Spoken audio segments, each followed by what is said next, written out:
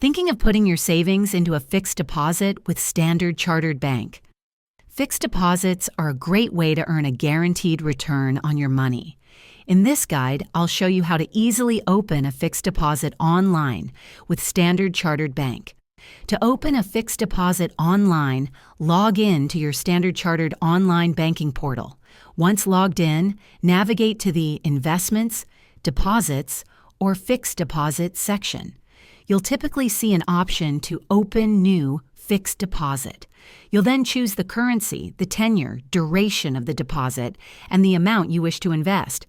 The system will usually display the applicable interest rate for your chosen terms. Ensure you understand the terms and conditions, including premature withdrawal penalties.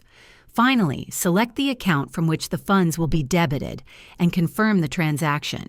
You'll receive a confirmation for your new fixed deposit.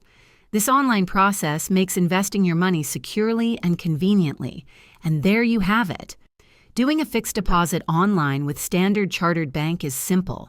If this video was helpful, give it a thumbs up and subscribe for more tips.